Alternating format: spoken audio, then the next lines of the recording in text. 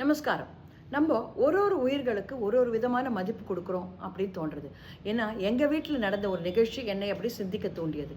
ஒரு எலி ஒன்று எங்கள் வீட்டில் வந்து ரொம்ப தொல்லை பண்ணி புது புது புடவைகள் எல்லாம் கடித்து விட்டு இவருடைய சூட்டெல்லாம் கடித்து ரொம்ப அட்டகாசம் பண்ணின்றது. அது எப்படி அதை பிடிப்பது என்றே எனக்கு தெரியவில்லை. இதுக்கு நடுவில் ஒரு நாய் ஒன்று காலில் அடிபட்டு ரொம்ப பரிதாபமாக கீழே வந்து நம்ம வீட்டில் இருந்தது. அதுக்கு ஒரு நாளைக்கு பாலை கொடுத்தேன், ஒரு நாள் பிரெட்டு அந்த மாதிரி போட்டு இருந்தேன். அது ஒரு பெண் நாய் என்பது எனக்கு அப்போது தெரியாது. கொஞ்ச நாள் கழிச்சு பார்த்தா அது வந்து பிரெக்னென்ட் ஆகி வந்துடுத்து, குட்டிகளை வேற வந்து போட்டுடுத்து.